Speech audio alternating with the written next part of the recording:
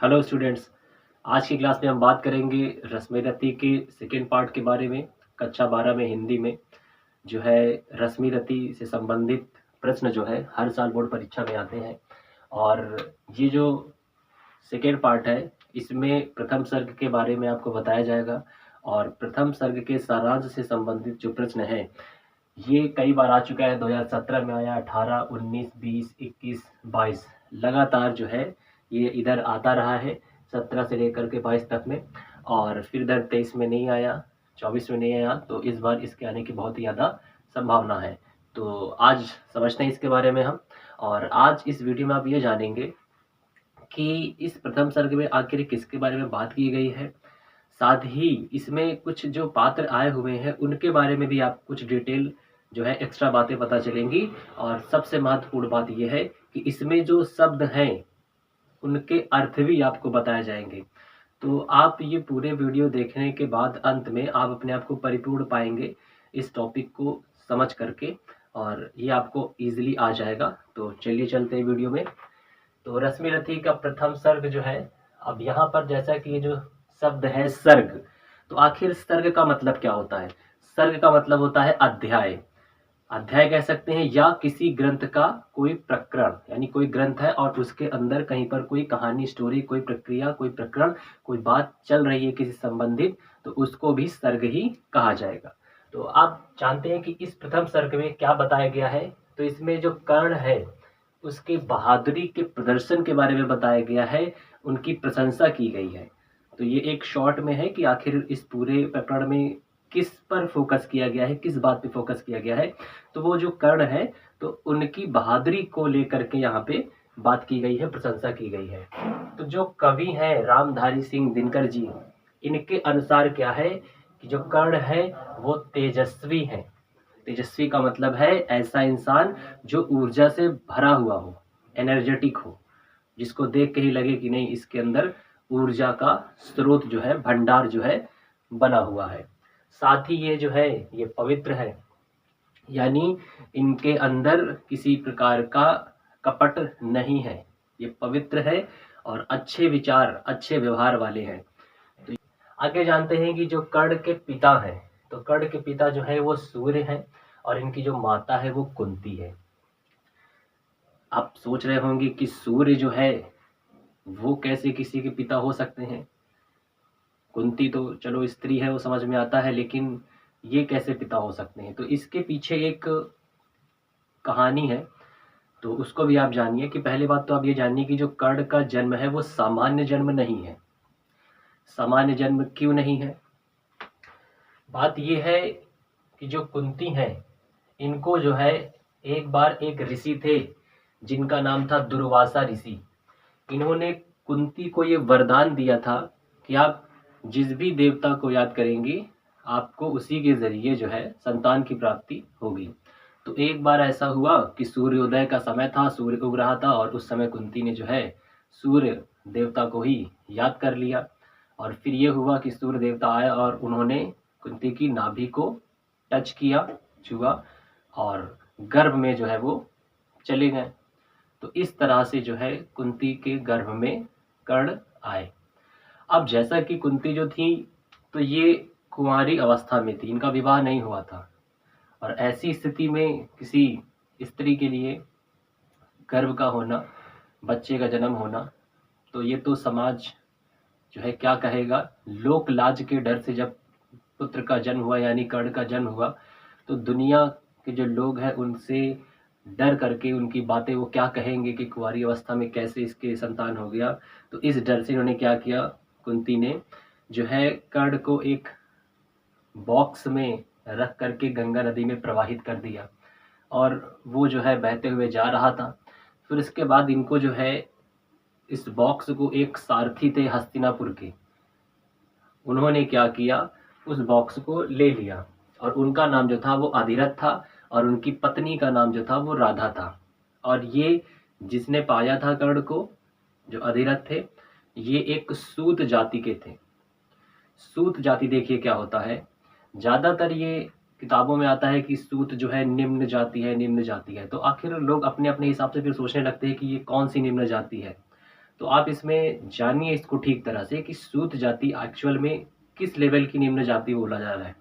देखिए, जो जाति क्षत्रिय जाति से नीचे हो और वैश्य जाति से ऊपर हो, उसी को सूत जाति कहा जाता है। तो वहीं पर उन्हीं के घर में फिर इनका पालन पोषण हुआ कर्ण का, और कर्ण ऐसे घर पे थे जो कि सूत का घर था। तो देखिए कि ये कहा जा रहा है इसमें प्रथम सर्ग में कि जो कर्ण थे वो सूरवीर थे, शीलवान थे, पुरुषार्थी थे। तो आखिर सूरवीर का मतलब क्या होता है जान लेते हैं। सूरवीर का मतलब होता है योद्धा, और शीलवान का मतलब होता है ऐसा व्यक्ति जो अच्छा हो, अच्छे विचारों वाला हो, और पुरुषार्थी का मतलब हो ऐसा पुरुष जिसका मानव का यानी उस पुरुष का यानी जिसका कुछ उद्देश्य हो, जिसका जीवन का उद्देश्य हो, जो समझता हो कि जीवन किस लिए मिला है। तो मानव का जो उद्देश्य है उसी को पुरुषार्थ कहा जाता है, उसी को पुरुषार्थी कहा जाता है, उस पुरुष को। आगे जानते हैं कि कर्ण के लिए कहा जाता है कि ये जो है शस्त्र चलाने में एक्सपर्ट थे, इनको शस्त्र चलाना अच्छा आता था, उसके ज्ञाता थे, और अस्त्र के भी ज्ञाता थे। तो देखिए, शस्त्र और अस्त्र, लोग इसको समझ लेते हैं कि शस्त्र अस्त्र दोनों एक ही है, सेम है, यानी कि हथियार उसको चलाना, जबकि ये अलग अलग चीज़ें हैं। अभी आपको क्लियर कर देते हैं कि देखिए, शस्त्र का मतलब होता है जैसे तलवार हो गई, गदा हो गई, यानी जिसको पकड़ करके लड़ा जा रहा है, कि कोई हथियार है और उसको वहाँ से पकड़ा हुआ है और उससे लड़ाई की जा रही है। वहीं पर जो अस्त्र होता है, ये क्या होता है, अस्त्र उसको कहते हैं जिसको किसी माध्यम से फेंका नहीं जाता। जैसे माध्यम का मतलब है कि तीर और धनुष होता है, तो तीर को धनुष के जरिए खींच करके फेंका जाता है, लेकिन वहीं पर जो अस्त्र होता है इसको हाथ के जरिए ही फेंका जाता है। और ये जो अस्त्र होता है ये दैवीय शक्तियों से प्रकट होता है, ये नॉर्मल बात नहीं होती है। तो इसके लिए जो शक्तियाँ होती हैं वो काम करती हैं, तो उसको कहा जाता है। आपने कभी देखा होगा रामायण महाभारत में कि जो है सोचते हैं मन में थोड़ा, कोई भी है राक्षसी जो है या देवता तरफ के हैं कोई भी, मान लीजिए लक्ष्मण जी हैं, और उन्होंने मन आँख बंद करके जो है कुछ मंत्र पढ़े और सोचा, इसको मंत्रों के द्वारा भी जागृत किया जाता है अस्त्र को, और वो आ गया और फिर उसको फेंक दिया, तो उसको कहा जाता है अस्त्र। आगे जानते हैं कि ये जो कर्ण थे ये मर्मज्ञ भी थे। मर्मज्ञ का मतलब क्या है, मर्मज्ञ का मतलब ये होता है कि जो किसी न किसी रहस्य को जानता हो। अब वो रहस्य किसी भी तरह का हो सकता है, शिक्षा का रहस्य हो सकता है, शरीर का रहस्य हो सकता है, कोई भी रहस्य हो सकता है। तो जो किसी न किसी तरह के रहस्य को जानता हो उसको ही मर्मज्ञ कहा जाता था। तो जो कर्ण हैं वो मर्मज्ञ भी थे। तो उनमें ये कई तरह के सभी गुण रहे हैं।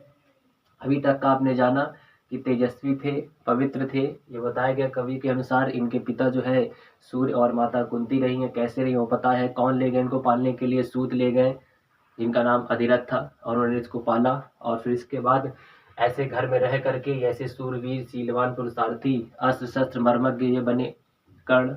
आगे जानते हैं। तो एक बार क्या था कि जो द्रोणाचार्य थे वो कौरव और पांडव के जो है वो गुरु थे। अब ये कौरव पांडव क्या है, ये पिछले वीडियो में फर्स्ट पार्ट में आपको बताया जा चुका है डिटेल में। तो द्रोणाचार्य जो है इनके गुरु थे, और इनको लेके गए एक मैदान में एक जगह पर, और इनकी जो भी इन्होंने विद्या सीखी है, अस्त्र शस्त्र चलाने की जो भी विद्या सीखी है, उसका प्रदर्शन करने के लिए सार्वजनिक रूप से मैदान में कि लोग पब्लिक इकट्ठा हुई वहाँ पर, और ये देखने के लिए कि देखिए हमने इनको विद्या दी है और ये कैसे कितना एक्सपर्ट है, चला पाते हैं। तो द्रोणाचार्य वहाँ पर उन्होंने अपना प्रदर्शन जो है इन लोग के जरिए कराया, जिनमें जो अर्जुन थे ये बहुत ही धनुर्धर थे। इनको जो धनुष और तीर चलाने की बहुत निपुणता थी, विद्या में एक्सपर्ट थे ये। और उसको देख करके लोग जो है आश्चर्यचकित हो रहे थे, अचंभित हो रहे थे कि अरे इतना ज्ञानी, इतना एक्सपर्ट, कितना बढ़िया ये जो है धनुष तीर चला पा रहे हैं।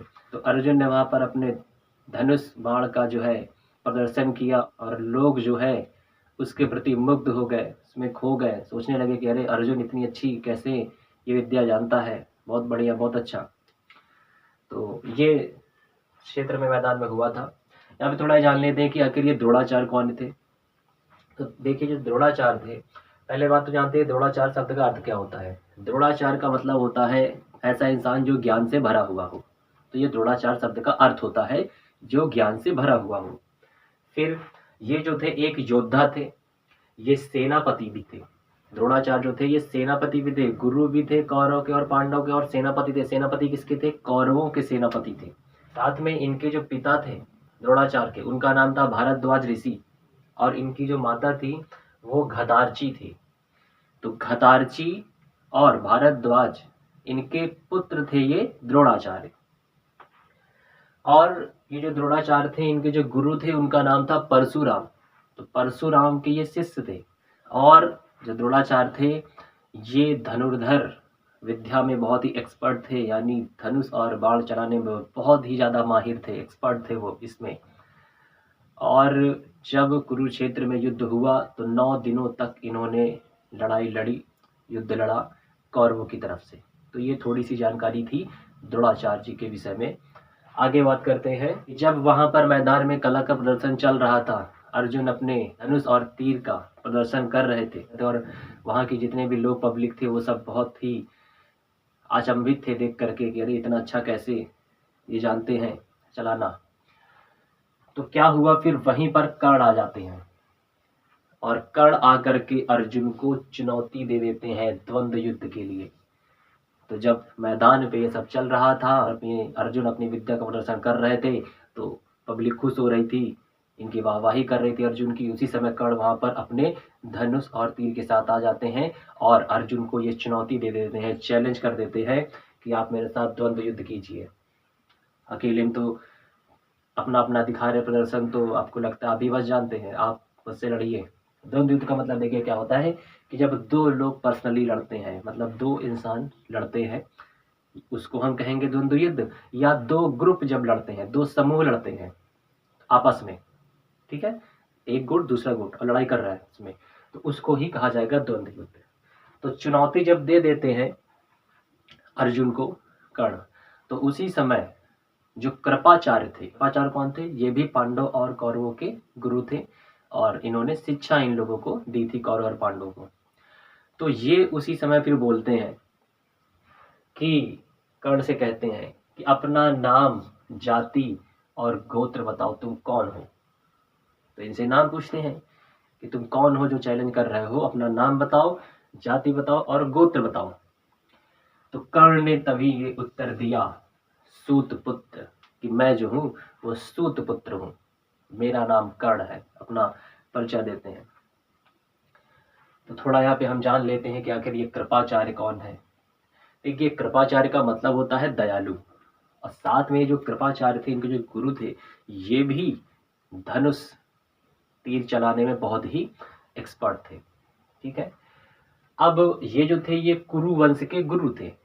तो कुरु वंश फर्स्ट वीडियो में बताया गया कुरु वंश क्या है, तो उन्हीं के ये गुरु थे, यानी कौरव पांडव के गुरु थे, और इन्होंने उनको शिक्षा दी थी।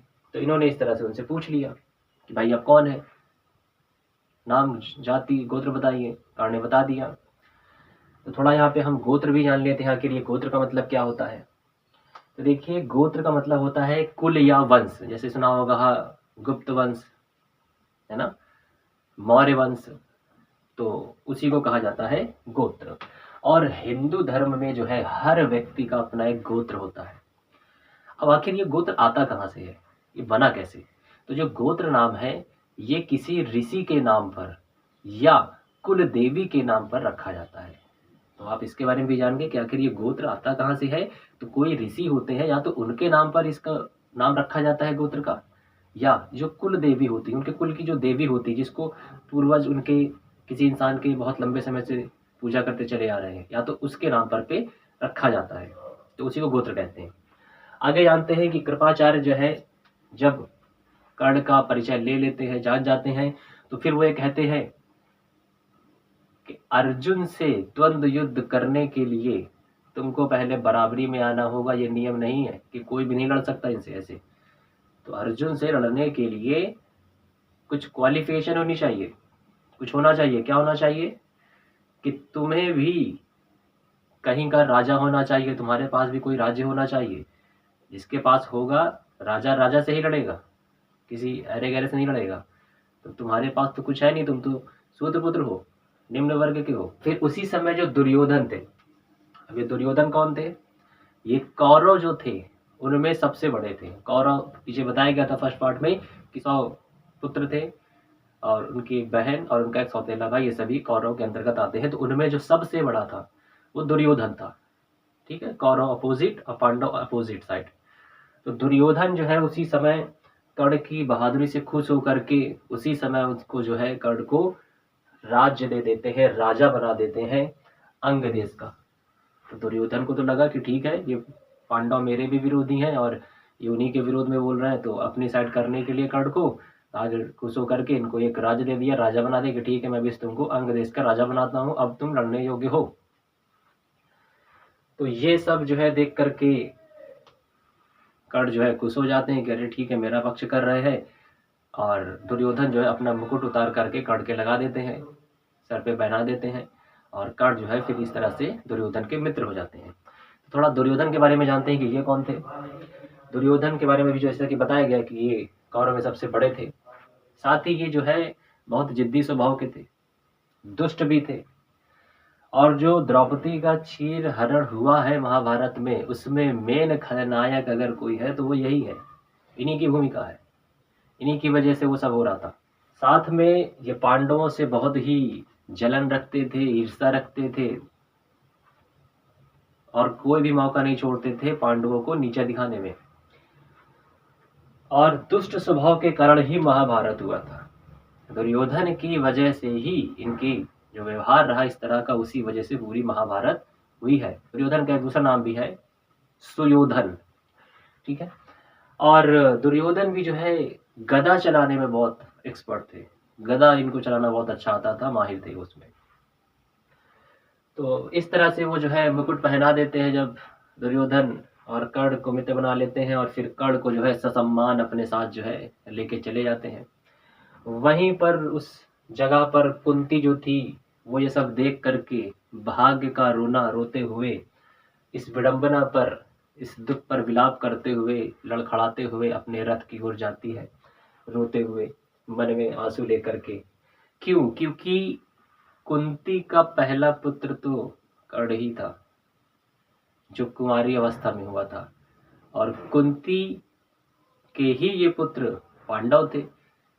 तो इस तरह से कर्ण और पांडव भाई भाई, और भाई भाई के बीच में लड़ाई, युद्ध का मामला देख करके तो किसी भी माता को दुख होगा। तो इस तरह से ये सारी जो है प्रक्रिया रश्मि रति के प्रथम सर्ग में चली है। और अगले वीडियो में आप इसके अगले सर्ग के बारे में जानेंगे। तो मिलते हैं नेक्स्ट वीडियो में।